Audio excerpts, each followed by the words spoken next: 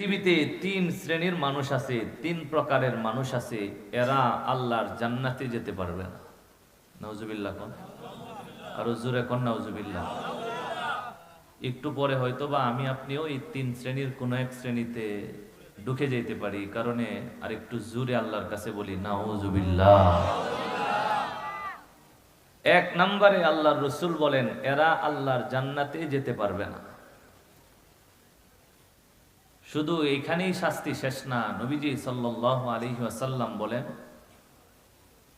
হাসরের মাঠে সমস্ত মানুষ আল্লাহ পাক রব্বুল আলামিনের রহমতের নজরের ভিখারি থাকবে। সবার মধ্যে একটা আগ্রহ থাকবে, আল্লাহ যদি আমার দিকে একটু চাইতেন,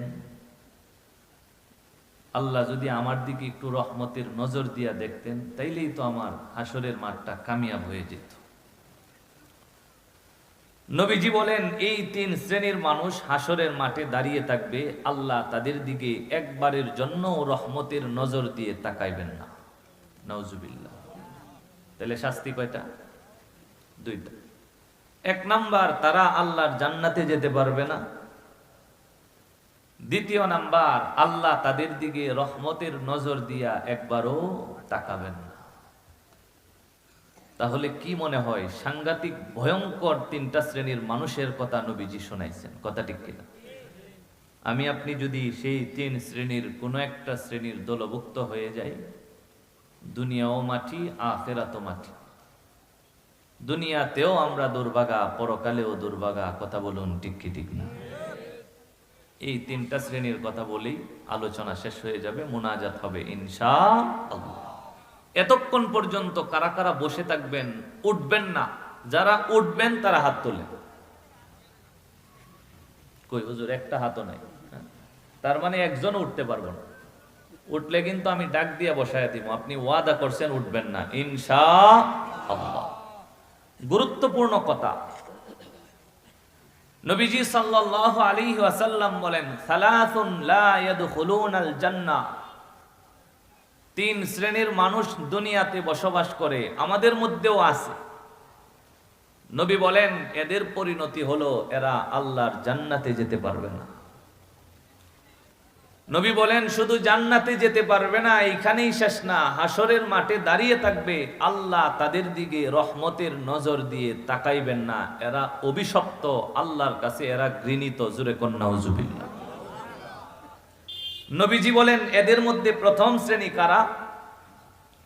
আল্লাহর রাসূল বলেন আল্লাহ আকুলি ওয়ালিদাইহি। দুনিয়ার মধ্যে কিছু সন্তান আছে মা বাবার অবাধ্য হয়ে যায়, বুড়া বয়সে মা বাবার সাথে উত্তম ব্যবহার করে না, মা বাবার উপর জুলুম করে, অত্যাচার করে, নির্যাতন করে, ঘাড় ধরে মা বাবাকে ঘর থেকে বের করে দেয়। বৃদ্ধ বয়সে সন্তানের আচরণে মা বাবা শুধু আফসোসের নিঃশ্বাস ফেলে আসে না নাই। নবীজি বলেন এই হলো প্রথম শ্রেণীর মানুষ। আল্লাহ রাব্বুল আলামিন এদেরকে জান্নাতের মধ্যে ঢোকার অনুমতি দিবে না। কিয়ামতের মাঠে দাঁড়িয়ে থাকবে, আল্লাহ রাব্বুল আলামিন তাদের দিকে তাকায়াও দেখবেন না। নবী বলেন তারা হলো আল আকুলি ওয়ালিদাইহি। যেই সমস্ত মানুষেরা দুনিয়াতে মা বাবার অবাধ্য হয়ে যায়, নবী বলেন মা বাবার অবাধ্য সন্তান আল্লাহর জান্নাতের মধ্যে জায়গা নাই। নবী বলেন হাসরের মাঠে আল্লাহর কাছে তারা এত ঘৃণিত, আল্লাহর কাছে তারা এত অপছন্দের। আল্লাহ নবী বলেন হাসরের মাঠে দাঁড়ায় থাকবে, আল্লাহ তাদের দিকে রহমতের দৃষ্টি দিয়েও তাকাবেন না। সেই মানুষগুলি যদি আমরা হয়ে যাই, আজকের এই মাহফিল থেকে ওয়াদা করব, তওবা করব, মা বাবার অবাধ্য সন্তান যদি এখানে কেউ থাকি, আজকে থেকে মা বাবার বাধ্য হয়ে যাব ইনশাআল্লাহ। আল্লাহ কবুল করুক, জোরে কোন আমিন। প্রশ্ন জাগে, মা বাবার অবাধ্য সন্তানের এত বড় শাস্তি কেন? জান্নাতেও জায়গা নাই, আর আল্লাহ হাসরের দিন তার দিকে রহমতের নজর দিয়ে তাকাবেনও না। আল্লাহ রাব্বুল আলামিন পবিত্র কোরআনুল কারীমের মধ্যে বলেন, খেয়াল করে শুনবেন, কি জন্য মা বাবার সাথে অবাধ্য হইলে, মা বাবার সাথে খারাপ ব্যবহার করলে আল্লাহ এত বড় শাস্তি দিলেন, এর পিছনে যৌক্তিক কারণ আছে।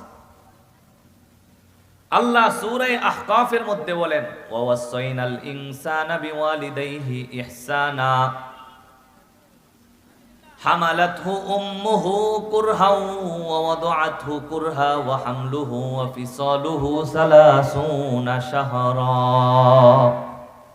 আল্লাহ বলেন, আমি আল্লাহ পৃথিবীর মানুষকে আদেশ দিয়ে দিচ্ছি, নসিহত করছি, কেন? তারা যেন আমার শুকরিয়া আদায় করার পরেই মা বাবার সাথে উত্তম, ভালো, সুন্দর ব্যবহার করে। সুবহানাল্লাহ। প্রশ্ন জাগে, কেন সুন্দর ব্যবহার করতে হবে? আল্লাহ নিজেই প্রশ্নের জবাব দেন, হামালাতহু উম্মুহু কুরহা ওয়া ওয়াদাআতহু কুরহা ওয়া হামলুহু ওয়া ফিসালুহু 30 শাহরা। মা বাবার সাথে উত্তম ব্যবহার করার পিছনে আল্লাহ কি যুক্তি দাঁড় করাইলে? বলে, একটা সন্তানকে মা দুনিয়ার মুখ দেখানোর জন্য 3টা বড় বড় কষ্ট সহ্য করছে। জোরে কোন সুবহানাল্লাহ। কয়টা সহ্য করছে? 3টা কষ্ট। আল্লাহ বলেন, 1 নাম্বার, হামালাতহু উম্মুহু কুরহা, তার মা তাকে কষ্ট করে পেটের মধ্যে ধারণ করছে। 10 মাস, 9 মাস, 10 মাস 10 দিন, 8 মাস, 6 মাসের উপরে আল্লাহ যে কয়দিন ইচ্ছা সন্তানটাকে মায়ের পেটের মধ্যে রাখছে।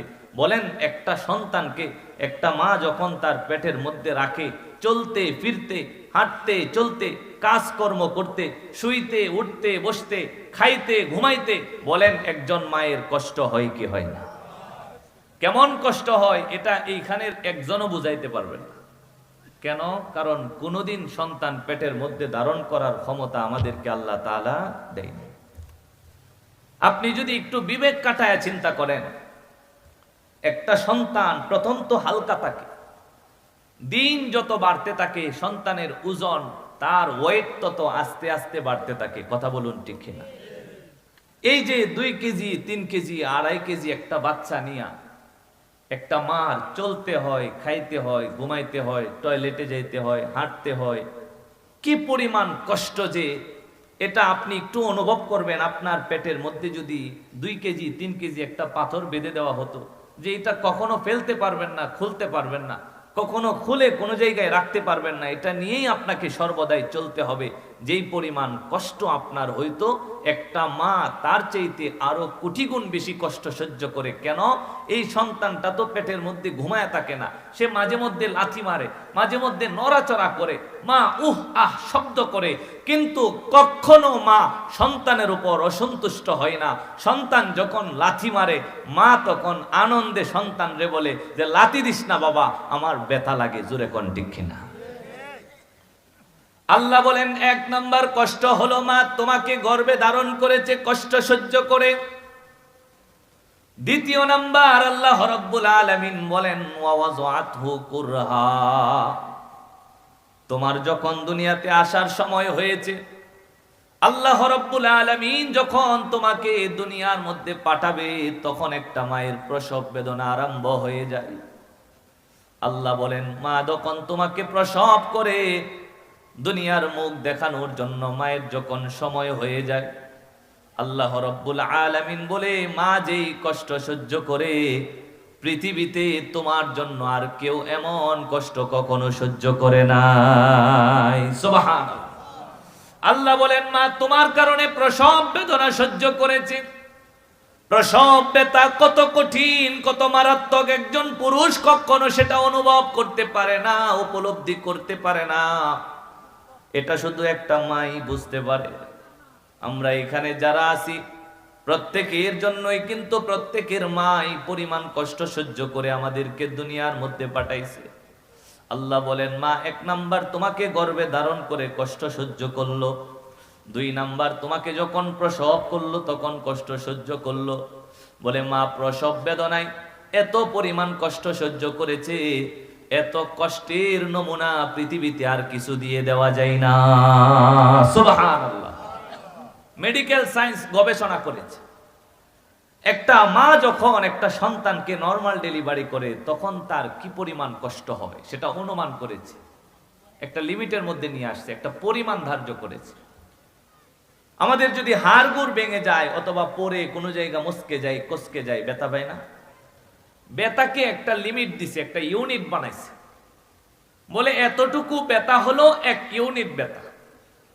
মেডিকেল সায়েন্সের গবেষকরা বলে একটা সুস্থ সবল শক্তিশালী মানুষ 45 ইউনিট ব্যথা সহ্য করার ক্ষমতা রাখে, এর উপরে হলে সে আর সেটা সহ্য করতে পারে না। কত ইউনিট সবাই বলেন? 45 ইউনিট ব্যথা একটা সুস্থ সবল মানুষ সহ্য করতে পারে। কিন্তু ওই সমস্ত গবেষকরা বলে একটা মা যখন নর্মাল ডেলিভারিতে একটা বাচ্চাকে প্রসব করে তখন ওই মায়ের 57 ইউনিট ব্যথা সহ্য করে এরপরে সন্তানকে দুনিয়ার মুখ দেখাতে হয়। সুবহানাল্লাহ বললেন না? আরো জোরে কোন সুবহানাল্লাহ। আপনার মা আপনাকে পৃথিবীতে পাঠাইতে এই পরিমাণ কষ্ট সহ্য করছে। 45 ইউনিট ব্যথার উপরে ব্যথা হলে একটা সুস্থ সবল মানুষ অধৈর্য হয়ে যায়, সহ্য করার ক্ষমতা থাকে না। আর সেখানে আপনার মা আমার মা 57 ইউনিট ব্যথা সহ্য করেছে। ডাক্তাররা একটা নজির দেয়, একটা উপমা দেয়, একটার সাথে তাসবিহ দেয়, সামঞ্জস্য দেয়। কিভাবে? বলে একটা মানুষের শরীরের 10টা হাড় যদি একসঙ্গে ভেঙে যায়, আপনার শরীরে কয়টা হাড়? 10টা হাড় যদি একসাথে ভেঙে যায় তাহলে আপনার যে পরিমাণ ব্যথা হবে, যতটুকু কষ্ট আপনার হবে, বলে একটা সন্তান যখন মা প্রসব করে দুনিয়ার মুখ দেখাতে চাই তখন ওই মায়ের ওই সমপরিমাণ কষ্ট হয়। জোরে কোন সুবহানাল্লাহ। আল্লাহ বলেন তোমার মা তোমার জন্য কষ্ট সহ্য করেছে।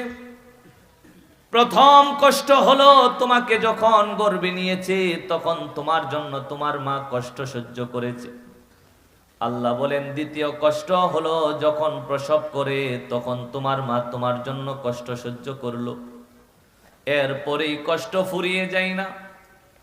আল্লাহ রাব্বুল আলামিন বলেন তোমার মা তোমাকে প্রসব করার পরেই তোমার মায়ের স্তনের মধ্যে আল্লাহ তোমার জন্য পরিপূর্ণ খাদ্য দিয়ে দিলেন।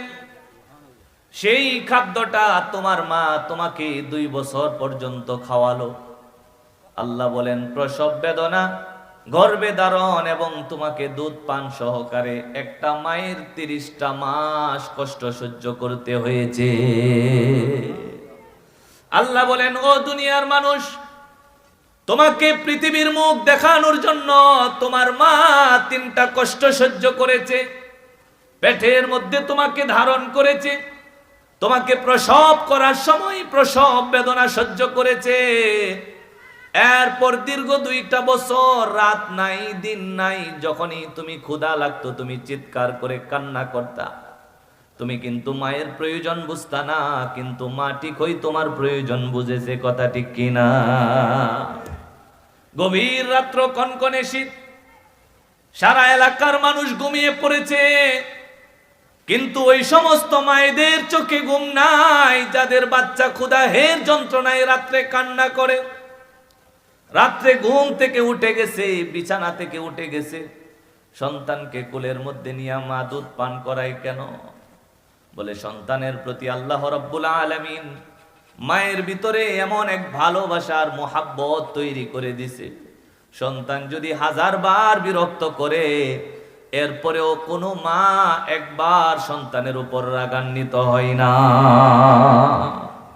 আল্লাহ রাব্বুল আলামিন বলে তোমার মা এত কষ্ট করে তোমাকে দুনিয়ার মধ্যে জন্ম দিল, তোমার মায়ের পাশাপাশি বাবাও কোনো কষ্ট সহ্য করেছে। কথা বলুন ঠিক কিনা?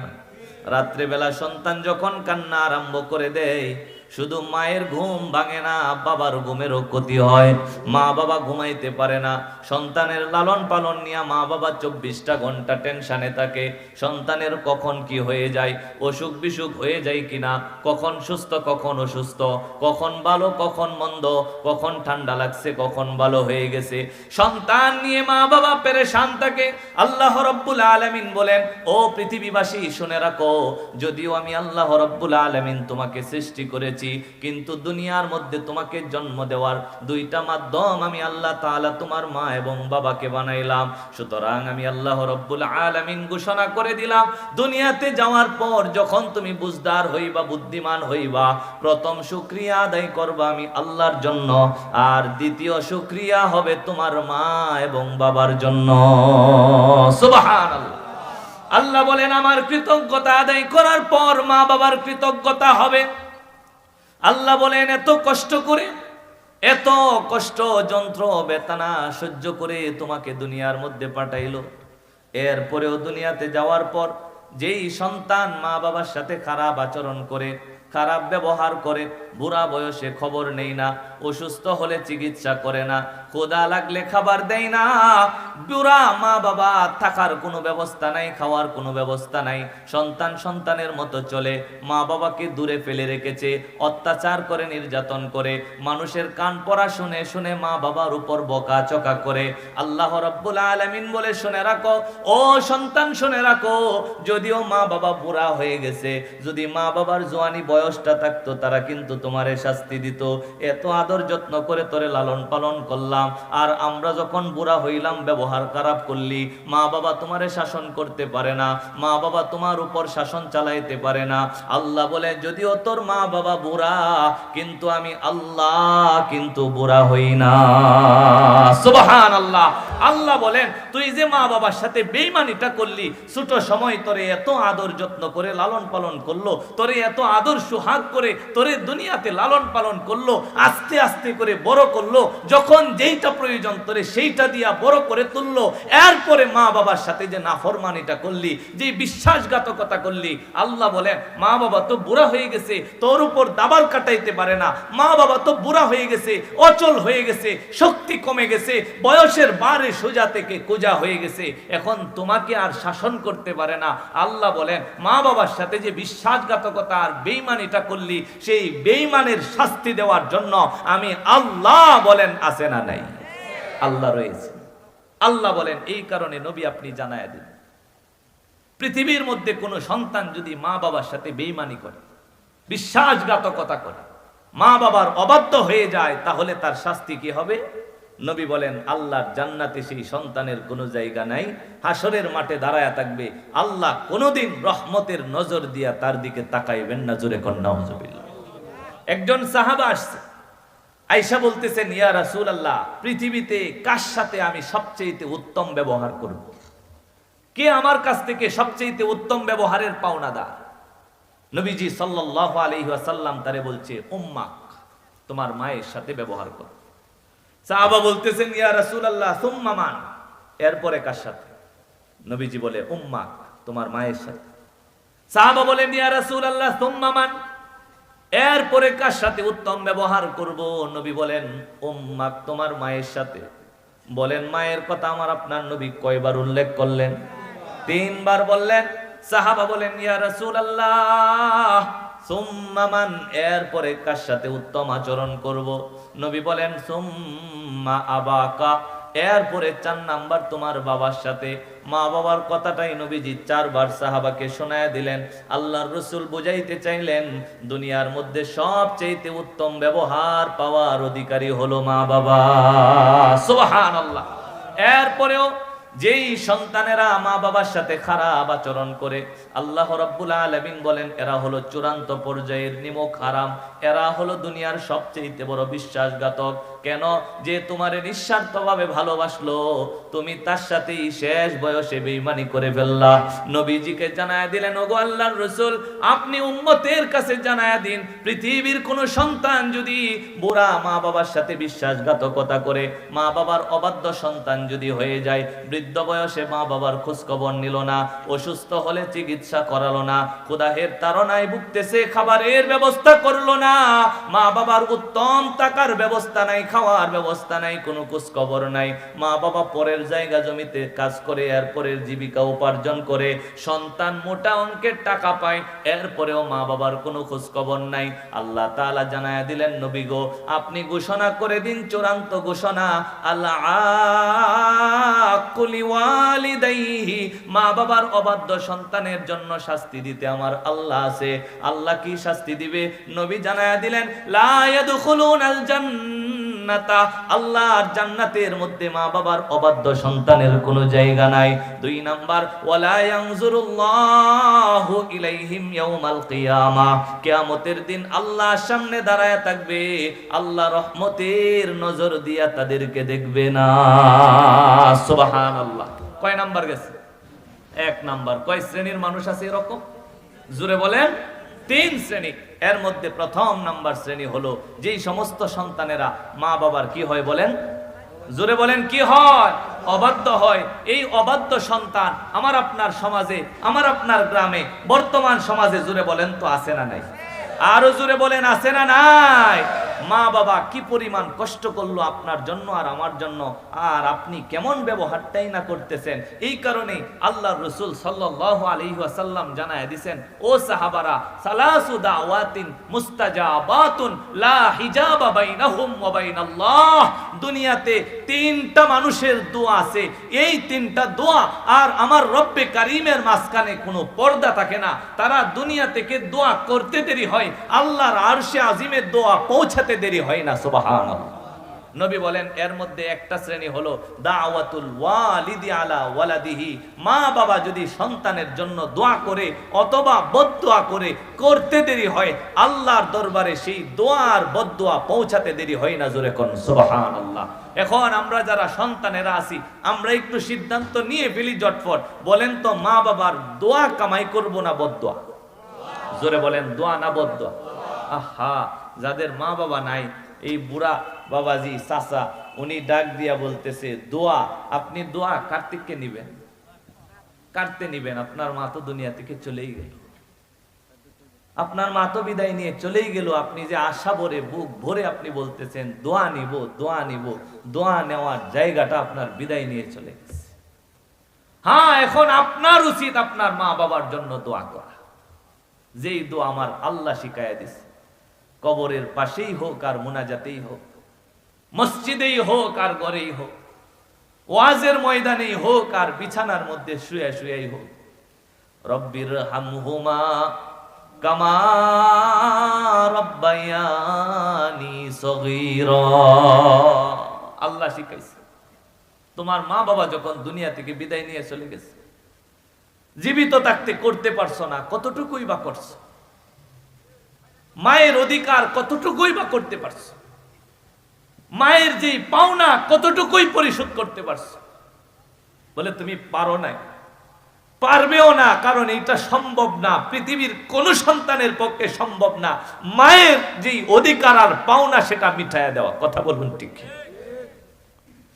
এই কারণে আল্লাহ দোয়া শিখায়া দিচ্ছে, তুমি পারবা না এটা নিশ্চিত, কিন্তু যেদিন তোমার দুনিয়ায় রেখা চলে যাইব, সেদিন অন্তত মুনাজাতে এই কথাটা বলিও যে রব্বির হামহুমা কামা রাব্বায়ানি সগীরা। আল্লাহু আকবার।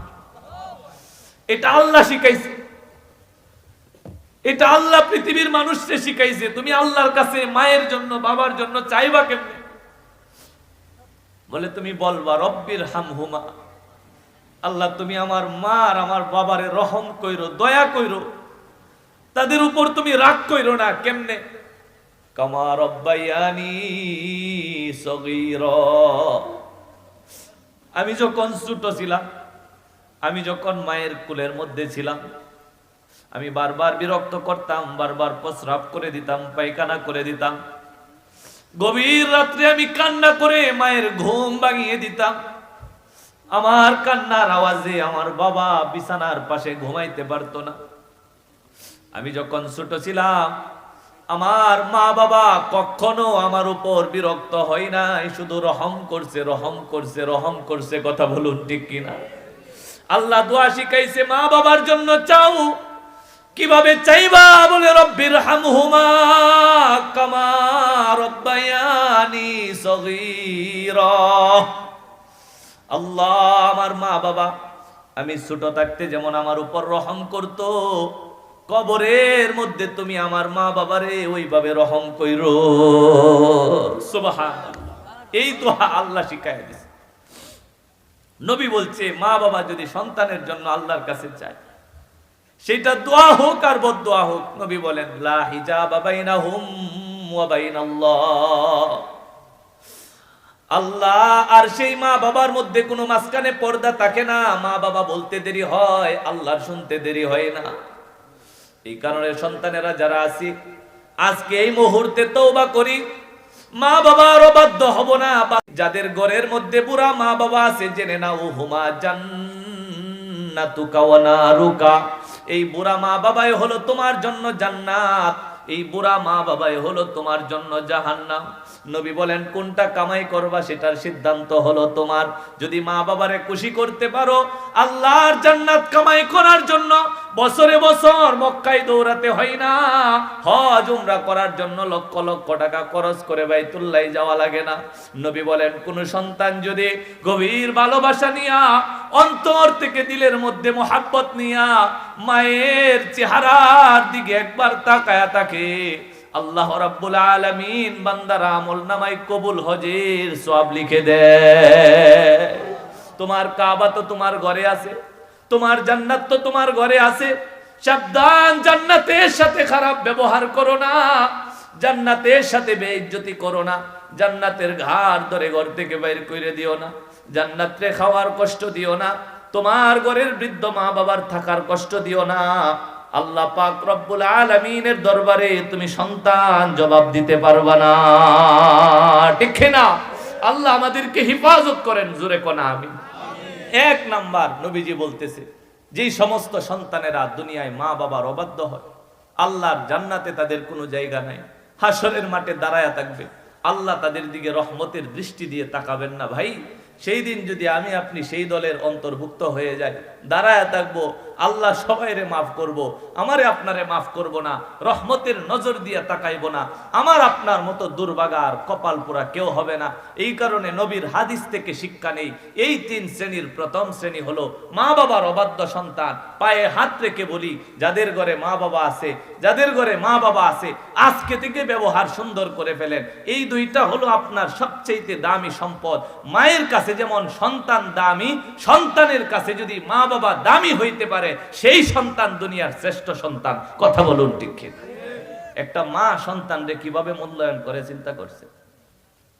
আমি একদিন দেখছি, এক দাওয়াতে গেছি, বিবাহের অনুষ্ঠান চলতেছে, সবাই তো ভালো বুড়া খাইতেছে, তো একটা পাগল ছেলে আইছে, পাগল, মাথার ব্রেন ভালো না, পাগল, কারে কি বলে কোন দিক দিয়া চলে কিচ্ছু বুঝে না। একটা পাগল মানুষের কাছে বর্তমান সমাজে কোনো দাম নাই। কথা বলুন ঠিক কিনা? এই দাওয়াতের মধ্যে পাগল আসছে, পাগল যেদিক দিয়ে যাইতেছে, কেউ চেয়ার দিব দূরের কথা, সবাই তাড়ায়া দিতেছে, তাড়ায়া দেয়, পাগল দূর করে, দূর করে তাড়ায়। একটু পরে আমি তাকায়া দেখছি একটা বুড়া মহিলা এই পাগলটারে খাবার নিয়ে এরপরে মুখে তুললে খাওয়ায় দিতেছে। খোঁজ করে পাওয়া গেছে যে এই মহিলার ছেলে হইল এই পাগলটা। একটা পাগল, কিন্তু মায়ের কাছে সে পাগল না, মায়ের কাছে সেই পৃথিবীর সবচেয়ে দামি সম্পদ। কথা বলুন ঠিক। একটা বোকা, কিন্তু মায়ের কাছে সেটা ৭,০০০ ধনের চাইতে বেশি। একটা বিকলাঙ্গ, প্রতিবন্ধী হয়ে জন্ম নিছে, হাত নাই পা নাই, শুধু মাঝখানের দেহটুকু আছে, এরপরেও মায়ের কাছে মনে হয় এর চাইতে দামি কোন সম্পদ আল্লাহ তারে দুনিয়াতে দেয় নাই। এত আদর, এত সোহাগ, এত ভালোবাসে যেই মা আপনারে লালন পালন করে বড় করছে, যেই বাবা আপনারে কষ্ট করে পাইলে বড় করছে, আপনি যখন শক্তিশালী হওয়ার পর, কামাই রুজি করার পর সেই বাবার গালে চুনকালি দেন, সেই মাকে যখন আপনি দেখেন না আর খোঁজখবর নেন না, আল্লাহর আরশে আজিমের মধ্যে জিনিসটা ধাক্কা লাগে। আল্লাহ বলছে নবী আপনি জানায়া দেন, যারা মায়ের সাথে বিশ্বাসঘাতকতা করে, আমি আল্লাহর ব্যবহার তাদের সাথে ভালো হবে না। জোরে কন্যা নাউজুবিল্লাহ। এই কারণে ভাই, এক নাম্বার সাবধান, কেউ মা বাবার সাথে খারাপ আচরণ করেন না, খারাপ ব্যবহার করেন না, বুড়া বয়সে কদর করেন। যদি মা বাবা না থাকে কবরের পাশে গিয়া দোয়া করেন, আল্লাহর কাছে বইলেন, আল্লাহ আমার মা বাবার কবরের আযাবটা তুমি মাফ করে দাও। আল্লাহ কোনো ভয়ানক ফেরেশতার হাতে ধরা খাইলে আমি সন্তানের চোখের পানির উসিলাই তুমি তারে মুক্ত করে দাও। জোরে কোন আল্লাহুম্মা আমিন। নবীজি বলেন এরপরে দ্বিতীয় নাম্বার, আল্লাহর জান্নাতেও ঢুকতে পারবে না, হাসরের মাঠে দাঁড়ায় থাকবে, আল্লাহ তার দিকে রহমতের নজর দিয়েও তাকাবেন না। নবী বলেন তারা কারা? আল্লাহর নবী বলেন আল মারআতুল মুতাশাব্বিহাতু বিররিজাল। দুনিয়ার মধ্যে কিছু মেয়ে লোক কেমন আছে, আল্লাহ রাব্বুল আলামিন তাদেরকে মেয়ে বানায় দুনিয়াতে পাঠাইছে। আল্লাহ মহিলা বানায় দুনিয়ার মধ্যে পাঠাইছে। দুনিয়ার মধ্যে আসার পর নবী বলেন এরা মেয়ে লোক থাকতে পছন্দ করে না। আল মারআতুল মুতাশাব্বিহাতু বিররিজাল। নবী বলেন এরা পুরুষের ড্রেস দেখে দেখে পরিধান করে, পুরুষের পোশাক পরে, পুরুষের মতো চলে। পুরুষ পুরুষ যেমন বন্ধু হয়, এই মেয়ে লোকগুলা পুরুষ বন্ধু বানায়, পুরুষের মতো কাপড় চোপড় পরে, পুরুষের মতো রাস্তায় চলে, মার্কেটে যায়, পুরুষের মতো দোকান পাটে বসে বসে চা খায়, পুরুষের বেশ ধরে। পুরুষ যেমন ছোট ছোট চুল কাটে, মহিলাও ছোট ছোট চুল কাটে। বলেন আছে না নাই? নবী বলেন আল্লাহ বানাইছে তারে মেয়ে বানায়া, এইটাই আল্লাহর সিদ্ধান্ত, আল্লাহর পছন্দ। কিন্তু দুনিয়াতে আসার পরে পুরুষের পোশাক হলো প্যান্ট, সেই মেয়েটা প্যান্ট পরে। পুরুষের পোশাক হলো টি শার্ট পরা, এই মেয়েটা পুরুষের মতো টি শার্ট পরে। পুরুষ যেমন ছোট ছোট করে চুল কাটে, কিছু মেয়ে আছে সমাজে এরা পুরুষের মতো ছোট ছোট করে বক কাটিং দিয়ে এরপরে রাস্তাঘাটে চলে, মার্কেটে যায়, ফ্যাশন করে, ডিজাইন করে। বলেন আছে না নাই? সে মেয়ে কিন্তু রূপ ধরতে চাই পুরুষে। আল্লাহর রাসূল বলেন সে আল্লাহর কাছে এত বেশি ঘৃণিত, এত বেশি ঘৃণিত যে মেয়ে হওয়ার পরেও পুরুষের রূপ ধারণ করে চলতে চায় দুনিয়াতে, পুরুষের বেশভূষ গ্রহণ করে, তার চলন বলন গ্রহণ করে। আল্লাহর রাসূল বলে আল্লাহ তারে নিকৃষ্ট অবস্থায় দেখতে চাই, পছন্দ করেন না। আল্লাহর কাছে সবচেয়ে অপছন্দ জিনিস। এই কারণে আল্লাহ বলেন মহিলা হওয়ার পরে যদি কেউ পুরুষের বেশ ধারণ করে সে আল্লাহর জান্নাতে জায়গা পাবে না, হাসরের মাঠে আল্লাহর রহমতের নজর পাবে না। জোরে কোন নাউজুবিল্লাহ। এমন মেয়ে লোক সমাজের মধ্যে জোরে বলেন আছে না নাই? আছে না? আছে, ঘরে ঘরে আছে, বাড়িতে বাড়িতে আছে। আবার কিছু বাবারা আছে তারাও এই সমস্ত মেয়ে লোকদেরকে শাসন করতে চায় না। আপনি কেমন বাবা, আপনার মেয়েটা জাহান্নামের দিকে চলে যাচ্ছে, আপনি তাকে একবারের জন্য ফিরানো না। আমার ভাই, আজকে কথাটা শোনার পরে আপনি একটু খেয়াল করে ভাববেন, আপনার মেয়েটা জাহান্নামের দিকে চলে যাচ্ছে, আপনার উচিত তাকে ফিরানো, আপনার উচিত তাকে জাহান্নাম থেকে বাঁচানো। আল্লাহর রাসূলের হাদিস কখনো মিথ্যা হতে পারে না। নবীজি বলছেন সে মেয়ে কিন্তু যদি পুরুষের বেশ ধরতে চায়, পুরুষের বেশ ধরে, এই প্যান্ট পরে, টি শার্ট পরে। এখন তো দেখা যায় রাস্তাঘাটে এই ধরনের মেয়ে লোকের অভাব নাই। শহরে চলতেছে, মার্কেটে ঘুরতেছে, দোকানপাটে চলতেছে, বাজারে ঘুরতেছে। আহা, অবস্থা খুব বেশি ভয়ঙ্কর। বলে সে কি পুরুষ না মহিলা, সে কি মেয়ে না ছেলে, এটা বোঝা বড় দায় হয়ে যায়। কথা বলুন ঠিক কিনা? নবীজি বলছে এদের জায়গা জাহান্নাম, এদের জায়গা জাহান্নাম। নবীজি বলেন এরা আল্লাহর হাসরের ময়দানে দাঁড়ায় থাকবে, আল্লাহর রহমতের দৃষ্টি পর্যন্ত পাবে না। জোরে কন্যা নাউজুবিল্লাহ। কয়টা গেছে? দুইটা। এক নাম্বার মা বাবার অবাধ্য সন্তান। দুই নাম্বার ওই সমস্ত মহিলা যারা দুনিয়াতে কাদের রূপ ধারণ করে। জোরে বলেন পুরুষে। তিন নাম্বার নবীজি বলেন ওয়াদাইয়ুস। দুনিয়ার মধ্যে কিছু পুরুষ আছে, এই সমস্ত পুরুষেরা হলো দাইয়ুস পুরুষ। দাইয়ুস আল্লাহর জান্নাতের মধ্যে যেতে পারবে না। দাইয়ুস হাসরের মাঠে দাঁড়ায় থাকবে, আল্লাহ রাব্বুল আলামিন তার দিকে রহমতের দৃষ্টি দিয়েও তাকাবেন না। সাহাবায়ে কেরাম প্রশ্ন করেন ইয়া রাসূলুল্লাহ মানিদ দাইয়ুস, ও নবীজি দাইয়ুস কে? দাইয়ুস কাকে বলে? আমরা তো দাইয়ুস বুঝি না। আল্লাহর রাসূল বলেন আদ-দাইয়ুসু আল্লাযী ইয়ারদাস-সুআ ওয়া ইউকিররু বিল ফাহিশাতি ফি আহলিহি। দাইয়ুস হলো সমাজের ওই সমস্ত পুরুষেরা যেই পুরুষের পরিবারের মধ্যে মহিলারা অশ্লীল ভাবে চলাফেরা করে, অন্যায় ভাবে চলাফেরা করে, কিন্তু সেই পুরুষ এগুলি চোখে দেখার পরেও নিষেধ করে না, বরঞ্চ স্বীকৃতি দেয়, সহ্য করে, তাদেরকে আরো এই সমস্ত অবস্থায় চলতে সহযোগিতা করে। নবী বলেন যে বাধা দিল না, অন্তরেও ঘৃণা করলো না, বিবিটাকে ফিরাইলো না, মেয়েটাকে বুঝাইলো না, বোনটারে একদিনও বুঝাইলো না, মাকে বুঝাইলো না। নবী বলেন এই পুরুষেরা হলো দাইয়ুস, এরা তাদের অশ্লীলতাকে আরো স্বীকৃতি দিল। আল্লাহর রাসূল বলেন দাইয়ুস আল্লাহর জান্নাতের মধ্যে জায়গা পাবে না। নাউজুবিল্লাহ। দাইয়ুস বুঝছেন বাবা? বুঝছেন ছোট ভাইয়েরা? দাইয়ুস বুঝছেন? আমার সমবয়স্ক বন্ধুরা, দাইয়ুস কে? নবী বলেন দাইয়ুস হলো, আমি যদি একটু ভেঙে বলি, যে আমার পরিবারের মধ্যে, আপনার পরিবারের মধ্যে আপনার বিবিটা পর্দা করে না, আল্লাহর হুকুম মেনে চলে না, অশ্লীল ভাবে চলাফেরা করে, বাজারে যেতে চায়, মার্কেটে যেতে চায়, সাজগুজ করে বাড়ি থেকে বের হয়। আল্লাহ বলেছে মহিলারা যেন তাদের সৌন্দর্যকে বাহিরে প্রকাশ না করে। আপনার বিবিটা যত সুন্দর আছে আরো সব বাড়ায় আয়ের পরে রাস্তার মধ্যে বাইরে হইতো। আপনার মেয়েটা প্রাপ্তবয়স্ক হয়ে গেছে, মাধ্যমিকে পড়ে, উচ্চ মাধ্যমিকে পড়ে, কলেজে যায়, ভার্সিটিতে যায়, কিশোরগঞ্জে যায়, অথচ এমন অবস্থায় যায় তার সৌন্দর্যগুলি রাস্তাঘাটে প্রকাশ করে, বাজারের মানুষেরা দেখে, যুবকরা তার দিকে কুদৃষ্টি দিয়ে তাকায়। আপনি বুঝেনও বিষয়টা, এরপরেও আপনি মেয়েটারে বুঝান না, পর্দা করার জন্য বলেন না, বিবিটারে বারণ করেন না, আপনার বোনটারে নিষেধ করেন না। নবী বলেন এই পুরুষ হলো দাইয়ুস পুরুষ, আল্লাহর জান্নাতেও তার জায়গা নাই, হাসরের মাঠে সে আল্লাহর রহমতের দৃষ্টিও পাবে না। জোরে কন্যা নাউজুবিল্লাহ। দাইয়ুস চিনছেন? হ্যাঁ, বেশ তো হারাম। দাইয়ুসকে চিনছেন? চিনছেন আপনারা? এটা পাওয়ার জন্য কালিয়াসাপড়া বাজারেও যাইতে হইব না, দরগা বাজারেও যাইতে হইব না। আমরাও অনেক মানুষ দাইয়ুসের ভিতরে পড়ে গেছি। কথা বলুন ঠিক কিনা? আজকের তিনটা কথাই আমাদের বাস্তবতার সাথে মিল। এক নাম্বার, আমরা মা বাবার সাথে অবাধ্য হই। দুই নাম্বার, আমার আপনার সমাজে অনেক মহিলা এমন আছে যারা মহিলা হওয়ার পরেও পুরুষের বেশ ধরে। তিন নাম্বার, আমরা অনেক পুরুষ এমন আছি যারা দাইয়ুসের কাতারে অন্তর্ভুক্ত হয়ে যায়। সাবধান ভাই, আপনার মতো ব্যক্তিকেই আল্লাহর রাসূল সাবধান করে গেছেন, যদি দাইয়ুসের অন্তর্ভুক্ত হয়ে যাও আল্লাহর জান্নাত তোমার জন্য হারাম হয়ে যাবে, আর হাসরের মাঠে তুমি ভিখারির মতো দাঁড়ায় থাকবা। আল্লাহ তোমার উপর রহমতের নজর দিয়া একবারও তাকাবেন না। ওই রকম দুর্ভাগা বান্দা হওয়া থেকে বলেন আমাদের বাঁচার দরকার আছে না নাই?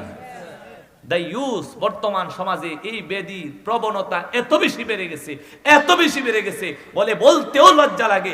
একটা বিবাহের অনুষ্ঠান, অনেক যুবকেরা এমন আছে নিজের বউটা এমনিতেই সুন্দর, আল্লাহ তাআলা সমস্ত নারীদেরকে আকর্ষণীয় করে সৃষ্টি করেছেন, তাদের পুরাটা অঙ্গ প্রত্যঙ্গকে আল্লাহ রাব্বুল আলামিন আকর্ষণীয়, নরম, কোমল করে তৈরি করেছেন। কেন? এটা পুরুষের ভোগের বস্তু, এটা প্রত্যেকটা স্বামীর জন্য আল্লাহ হালাল করে দিছে। আপনি এই সুন্দর জিনিসটারে আরো বেশি সাজানো গোছানো বানাইছেন, যত অলংকার ছিল তারে বিবাহের পরে কিনে দিছেন, সব অলংকার গুলি আপনি তারে পরাইছেন। হাতের মধ্যে চুরি পড়ছে, নাকের মধ্যে অলংকার দিছে, কানের মধ্যে দুল পড়ছে, টিকলি লাগাইছে, গলার মধ্যে হার লাগাইছে, যত ধরনের সাজগোজ করা লাগে সব আপনি করাইছেন। ওই ভিতর থেকে যেটা ব্রিফকেসের মধ্যে রাখা ছিল, নতুন শাড়িটা চাকচিক্যময়, দূর থেকে গ্লেজ দেই, উজ্জ্বল রঙা রঙিন একটা শাড়ি আপনি তারে পরাইছেন, ভালো জুতা পরাইছেন, মেকআপ করাইছেন। পার্লার থেকেও অনেক যুবক সাজায় আনে, আয়না করে কি মোটরসাইকেলের পিছনে নিয়ে বিবাহের অনুষ্ঠানের বাড়িতে যায়। শত শত যুবক ওই মহিলার দিকে কুদৃষ্টি দিয়ে তাকায়, কে যে তারে নিয়ে কি ধারণা করে এইটা স্বামীর ভিতরে বুঝে না। কত বড় নির্লজ্জ স্বামী! আল্লাহর রাসূলের ভাষায় সে হলো দাইয়ুস। কথা বুঝেন? বুঝেন? যদি লজ্জা থাকে অন্তত আর কোনোদিন বউয়ের নিয়ে এই সমস্ত ইভেন্টে যায় না। আপনারে কে বলছে যাওয়ার জন্য? আপনার ভিতরে আত্মসম্মান নাই, আত্মমর্যাদা নাই, আপনার ভিতরে গায়রত নাই, আপনি যে একজন পুরুষ এই চিন্তা ভাবনাও আপনার মাথার মধ্যে নাই। আপনি কত বড় নির্লজ্জ চিন্তা করছেন। নিজের জিনিস পর পুরুষরে দেখায় আপনি আনন্দ পান। আপনার মতো নির্লজ্জ আর বেহায়া আল্লাহর দুনিয়াতে আর একটাও নাই। এই কথাগুলি পরিবর্তনের জন্য বলতেছি। আপনি কি ভাবছেন? আল্লাহ বারবার কোরআনের মধ্যে বলছেন ওয়ালা ইউবদিনা জিনাতাহুন্না, মহিলারা যেন তাদের সৌন্দর্য বাহিরে প্রকাশ না করে। আল্লাহ বলছে ওয়ালা তাবাররুজনা তাবাররুজাল জাহিলিয়াতিল উলা, ও মহিলারা তোমরা জাহিলি যুগের মহিলাদের মতো রাস্তাঘাটে নিজেদের সৌন্দর্য বাহির করিও না। তাফসীরের মধ্যে এসেছে, মুফাসসিরিনে কেরামগণ বলেন জাহিলি যুগে মহিলারা কেমনে চলতো? বলে তারা রাস্তার মধ্যে বের হইতো শুধু ওয়ান পিস পইরা, টু পিস ছিল না, থ্রি পিস ছিল না। কয় পিস ছিল? জোরে বলেন। One piece. বলে তাদের লেবাসের অবস্থা কি ছিল? বলে বুকের মধ্যে কোনো ওড়না থাকতো না, মাথার মধ্যে কোনো কাপড় থাকতো না, শুধু গায়ে একটা জামা। এই গলা পরিষ্কার দেখা যাইত, বুকের উপরিভাগ দেখা যাইত, পিছন দিক দিয়ে বড় বড় কুপা পড়তো চুলের মধ্যে, কুপাগুলি স্পষ্ট ভাসত। আল্লাহ তাআলা তাদেরকে যে অঙ্গভঙ্গি দিয়েছে এবং আকর্ষণীয় অঙ্গ প্রত্যঙ্গ দিছে, সবগুলা রাস্তার মধ্যে প্রদর্শন করে করে চলতো। এবং মুফাসসিরিনে কেরামগণ বলেন শুধু চলতো না, পুরুষ দেখে দেখে সামনে দিয়ে হাঁটতো। এটা কোন জমানায় ছিল? জাহিলি যুগে। জাহিলি যুগের সাথে যদি এখন আমার আপনার যুগকে কম্পেয়ার করি, তাহলে জাহিলি যুগ হার মেনে যাবে, আমার আপনার যুগ সামনে আগায় যাবে। কথা বলুন ঠিক কি ঠিক? পশ্চিমা সংস্কৃতি আমাদেরকে এমন ভাবে আস্তে আস্তে নিয়ে যাচ্ছে, এই যে একটু পরেই শুরু হয়ে যাবে, এটা আমাদের সংস্কৃতি না, পশ্চিমা সংস্কৃতি। একটু পরে 3 মিনিট পরে 4 মিনিটের মাথায় দেখবেন বাংলাদেশ সহ এই এশিয়ার মধ্যে, মিডল ইস্টের মধ্যে পশ্চিমা সংস্কৃতি তো আছেই। পশ্চিমা বিশ্বে, সারা বিশ্বের মধ্যে বেহায়া বেলেল্লাপনা শুরু হয়ে যাবে। কেন? বলে এটা নাকি 31st night, happy new year উদযাপন করবে। সমস্ত ধরনের অশ্লীলতা ছেয়ে যাবে পুরা পৃথিবীর মধ্যে। অথচ এটা মুসলমানের কোনো সংস্কৃতি না। মুসলমানের দিকে বেহায়াপনা দেখায় দেখায় তারা নিয়ে যাচ্ছে। বলে প্রথম মার্কেটের মধ্যে মহিলাদের জামা আসছে 3 পিস, 3 পিস, একটা সালোয়ার, একটা জামা আর একটা ওড়না। কিছুদিন পরে আস্তে করে এটা 3 থেকে 2 এ পরিবর্তন হয়েছে। এখন কি বাদ দিছে? ওড়না বাদ, জামা আছে, সালোয়ার আছে। আর কিছুদিন পরে 2 থেকে কনভার্ট হয়ে 1 হয়ে গেছে। এখন শুধু 1 পিস, বাকিটা নিজেরটা নিজে চাইলে ব্যবস্থা করো, না চাইলে বাদ দাও। মহিলাদেরও অবস্থা এখন এমন, ওড়না যেই কাজে দেওয়া হয়েছিল সেই কাজে আর ওড়না ব্যবহৃত হয় না। ওড়না শু মনে হইলে গলার মধ্যে পেঁচায় রাখে, আর যদি মন না চাই তাহলে ওড়না বাড়িতেই ফেলে চলে আসে। কেন? দরকার নাই। তাহলে আপনি একটু রূপরেখাটা চিন্তা করেন, জাহিলি যুগের সৌন্দর্য প্রকাশ আর আমার সমাজে সৌন্দর্য প্রকাশ একরকম হয়েছে কি হয়েছে না? অথচ আল্লাহ কি এভাবে চলার জন্য বলছিলেন? তো এই যে আপনার মেয়েটা চলতেছে, আপনার স্ত্রী চলতেছে, আপনার বোন চলতেছে, আমার মেয়ে, আমার স্ত্রী, আমার বোন যে চলতেছে, বলেন তাদেরকে নিষেধ করবে কে? হুজুররা না আমরা নিজেরা? জোরে বলেন, নিজেদের নিষেধ করার দরকার আছে না নাই? হ্যাঁ, রসুল বলছে যদি তুমি নিষেধ করো, বারবার নিষেধ করো, তোমার নিষেধ যদি না মানে আল্লাহর কাছে অন্তত একটা হাতিয়ার নিয়ে দাঁড়াইতে পারবা যে আল্লাহ আমার যতটুকু ক্ষমতা ছিল আমি বারণ করেছি, কিন্তু আমার কথাকে মানে নাই, আল্লাহর কাছে দাঁড়ানোর একটা সুযোগ আছে। কিন্তু নবী বলেন যদি সে নিষেধ না করে, সে যদি প্রতিবাদ না করে, মুখ বুজে সহ্য করে, আহা বলতে লজ্জা লাগে, বলতে বড় লজ্জা লাগে। কেমন নিষেধ করবে তো দূরের কথা, বিবি সাজ্জা গুজ্জা স্বামীরে ফোন দেই, মার্কেটে যাবে, স্বামী মোটর সাইকেলে উঠায়া কালিয়া সাবরা পর্যন্ত আগায়া দিয়ে আসে, অটো সিএনজিতে উঠায়া দেয় একা একা। কথা বলুন ঠিক কিনা? কত নাম্বারের নির্লজ্জ, কত বড় বেহায়া! চিন্তা করে, বিবিরে সাজায়া গুছায়া মার্কেটে পাঠাচ্ছে, একা একা কালিয়া সাবরা পর্যন্ত নিয়ে অটোতে উঠায়া দিয়ে আসছে। কত যুবক তার দিকে কুদৃষ্টি দিতেছে। এই কারণে আমি বলবো বায়ুদুস্থ বুজুর্গ, আসেন আমাদের মহিলাদেরকে এমন ভাবে আমরা তাদেরকে চলন বলন শিখাই যেইভাবে আল্লাহ রাব্বুল আলামিন চলতে বলেছেন। নিজেরাও দায়ুস হওয়া থেকে বেঁচে যাই। আল্লাহ তাআলা আমাদেরকে হিফাজত করেন। জুড়ে বলেন আমিন। আর একটা কথা বিশেষভাবে, এটা এক্সেপশনাল, এটা সবার জন্য গুরুত্বপূর্ণ। সেই কথা হলো নিজের বিবি, নিজের মেয়েটা প্রাপ্তবয়স্ক হয়ে গেছে, মেয়েটারে বোরকা বানায়া দিবেন। বিবিটা যদি বাহিরে একান্ত যেতেই চাই কোনো প্রয়োজনে, সে যেন বোরকা পরিধান করে যায়। এখন বোরকা ভালো করে বুঝবেন, বোরকা বানায়া দিবেন। কোন বোরকা? আল্লাহ বোরকা দিছেন কেন? আল্লাহর রসুল বোরকা হিজাব দিছেন কেন? শরীর আবরণ করে রাখার জন্য, শরীরকে ডেকে রাখার জন্য। বোরকার উদ্দেশ্য হলো যুবকের কুদৃষ্টি থেকে মহিলাকে বাঁচানো। বোরকার উদ্দেশ্য কি? একটা যুবকের কুদৃষ্টি থেকে, লোলুপ দৃষ্টি থেকে একটা মহিলাকে বাঁচানোর জন্যই বোরকা তৈরি করা হয়েছে। কথা বলুন ঠিক কিনা? এখন যদি বোরকাটা এমন হয় যে যুবকের কুদৃষ্টি থেকে এই মহিলাটাকে বাঁচাবে দূরের কথা, বোরকা আরো ডাকে যে আমার দিকে তাকায় দেখো কয়টা কালার, আমার দিকে তাকাও দেখো কি পরিমাণ টাইট ফিটিং হয়েছে, আমার দিকে তাকাও দেখো কিভাবে গ্লেজ দিচ্ছে, আমার দিকে তাকাও দেখো নতুন একটা ডিজাইন নিয়ে আমি হাজির হয়েছি। বোরকা যদি এই ক্যাটাগরির হয় যে মেয়ে লোকটারে যুবকের কুদৃষ্টি থেকে বাঁচাবে দূরের কথা, বরংস আরো শত শত দৃষ্টিকে ডেকে তার দিকে ফিরায়, তাহলে বুঝবেন এটা বোরকা না, এটা বোরকা না, এটা আধুনিকতার নামে স্পষ্ট নোংরামি। কথা বলুন ঠিক কিনা? এই কারণে এই নোংরামি দিয়া কোনো সময় পর্দা চলবে না। হ্যাঁ, বিবিকে নোংরামি দিয়া কখনো পর্দার মধ্যে রাখতে পারবেন না। এক কালার বোরকা বানায় দিবেন, ঢিলে ঢালা বোরকা বানায় দিবেন, এমন বোরকা বানায় তাকে বাহির করবেন যাতে করে তাকে দেখলে বুঝতে না পারে কোনো যুবক যেটা বুড়া মহিলা যাচ্ছে নাকি ইয়ং মেয়ে যাচ্ছে। কথা বলুন, ঠিক কি ঠিক না? সুন্দরী যাচ্ছে নাকি কালো মেয়ে যাচ্ছে সেটা যেন বোঝা না যায়, এরকম বোরকা বানায়া নিজের মেয়েকে হেফাজত করুন, নিজের স্ত্রীকে হেফাজত করুন, নিজের বোনকে হেফাজত করুন, নিজের মাকে হেফাজত করুন। তাদেরকে হেফাজতের মাধ্যমে নিজেও দায়ুস হওয়া থেকে বেঁচে যান, তাহলে আল্লাহর জান্নাত আপনার জন্য হারাম হবে না। হাসরের মাঠে আল্লাহর রহমতের দৃষ্টি আপনিও পাওয়ার সৌভাগ্য হাসিল করবেন। আল্লাহ আমাদেরকে কবুল করেন, সবাই পড়ি আমিন। কয়টা কথা বললাম ভাই? তিনটা কথা। তিনটা কথা আমাদের বর্তমান সমাজের জন্য সময়ের দাবি হয়ে দাঁড়িয়েছে। এক নাম্বার, আমরা অধিকাংশ সন্তানেরা মা বাবার অবাধ্য হই, অথচ আপনি আজকে জেনে নেন মা বাবার অবাধ্য সন্তানের জন্য আল্লাহর জান্নাত হারাম হয়ে গেছে। সুতরাং অবাধ্যতা থেকে ফিরে আসুন, মা বাবার বাধ্য সন্তান হন। মা বাবা জীবিত থাকলে সেবা যত্ন আরম্ভ করুন, যদি মারা যায় তাহলে তার জন্য আল্লাহর কাছে দোয়া করা, কান্নাকাটি করা শুরু করে দেন ইনশাআল্লাহ। এক নাম্বার।